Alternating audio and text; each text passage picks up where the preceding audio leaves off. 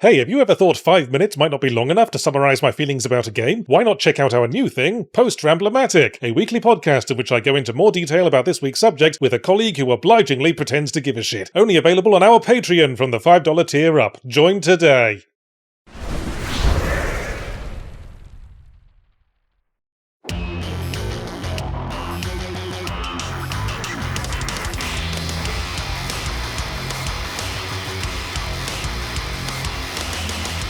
Sinking City 2 is, Yahtzee, if you're about to say the sequel to Sinking City 1, I'm going to push you into a hedge.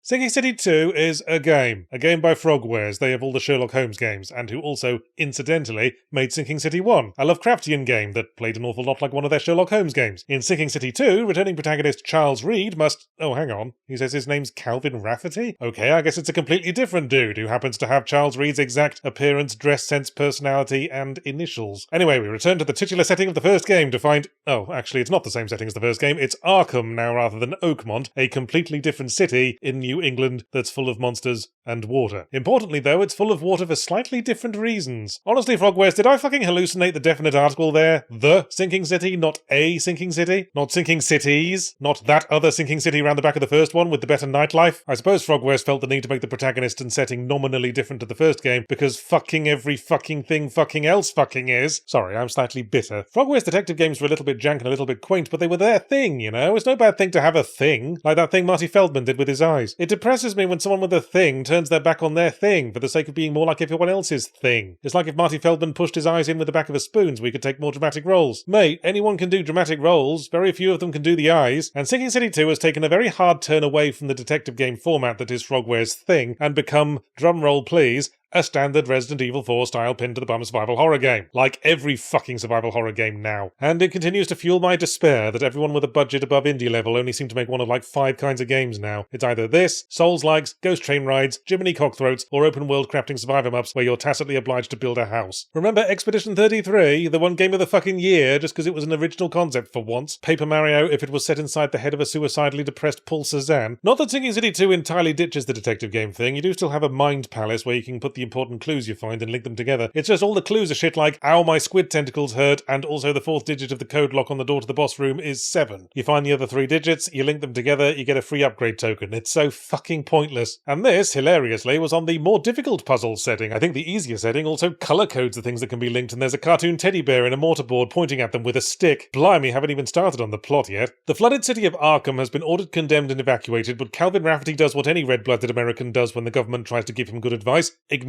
it completely. For you see, ever since he and his girlfriend returned from a weekend break to the Dreaming Lands, she's fallen into a magical coma for which Calvin is looking for an occult solution. And he's not willing to evacuate because Arkham is where the Miskatonic University is. He's not about to find the fucking narcotic manuscript at any old local library, between the reference section and the Jilly Coopers. So Calvin sets out with a suspiciously straightforward goal: go to library, get evil book, come back, resurrect girlfriend, big snog, marriage, buy a house, argument over the curtains, etc. But with the evacuation, the horrors of Arkham have literally no one else to fuck about apparently, and what follows is an example of a carrot on a fishing rod plot, where the main character only ever has one objective that's pulled out of his grasp every time he gets close to it. He gets the book home after being given the runaround, and oh, Tentacle Monster chooses that moment to smash through the window and steal her body. Follow Monster to Evil Hospital, solve entire buildings worth of puzzles, get to the room with her body, literally inches away from it. Oh, Evil Tentacle strikes again. Now come to the fish market. This pattern continues right to the end. It's the kind of plot that I always find frustrating because there's no interesting developments in the general dynamics of it, and the main character is completely one note. And on that one note, much like with the first game, it still throws me how Calvin, is so weirdly accepting of all the shit going on around him. Like he sees a human corpse getting puppeted by evil horror worms from the beyond, and he's just like, huh, that's funny. The monster worms from space don't usually do that. He is an occult detective, but it still undermines the horror and threatening vibes. Then again, I guess I prefer it to Harry Mason wandering around Silent Hill with his big stupid mouth hanging open, like a method actor getting into the role of a baleen whale. And on that subsequent note, you want to be a AAA survival horror Sinking City? Fucking fine, let's compare you to some. The inventory and ammo crafting shit is lifted almost 1 for 1 from the Resident Evil 2 makes. Surprisingly large number of New England residents keep jars of gunpowder in their kitchen drawers, it seems, but the general vibes, slightly open-ended exploring of a spooky town and lest we forget overhanging ambiguously dead wife situation make the Silent Hill 2 make the closest comparison. Not a favourable one, mind. The combat never seems to have any ideas beyond just throwing out more groups of dudes for us to deal with at the same time, which gets more frustrating than unnerving. Those projectile shooting motherfuckers and the little basket case dudes who jump at your face can split between them a particularly generous portion of my my dick to suck. The line survival horror must walk between keeping the player supplied while always being tense and stretched thin is not one that Sinking City 2 walks very well. I resorted to running past monsters a lot, which again rather undermines their threat if I could just go, excuse me, sorry, and duck under their outstretched arms like I'm late from a train. Can't run past the boss fights, of course, but when I inevitably ran out of health and ammo, there were always a few item boxes scattered about. Then, after running out of ammo again, I noticed with a raised eyebrow that those exact same boxes had been mysteriously refilled while my back was turned, presumably by the Cordite Fairy. Thanks for addressing the issue, I suppose, but it kind of takes me out of things. Once I noticed, I started lingering in boss fights for longer than needed to make sure I was fully stocked for the game ahead. And that's not what should be top of mind in a horror game boss fight. I shouldn't be saying, hey, could you hold out for 2 more ticks, Mr. Shoggoth, just refilling the Tylenol. For all of this, the game does function, which considering Frogware's history of jank is worth noting. So if we're going into the summary, it's a blatantly derivative survival horror format, an interesting setting, a not interesting story, and gameplay that's solidly put together if not big on creative thinking. The number of times I walked through a big empty room, noted a conspicuous presence of explodey barrels, picked up a quest item, rolled my eyes and went, gosh, that was easier than I thought. Guess it's time to walk back through that big room again, now that I've got this wonderful false sense of security. Zombie peers around corner. Let's have the sarcasm, please. You're ruining this for us.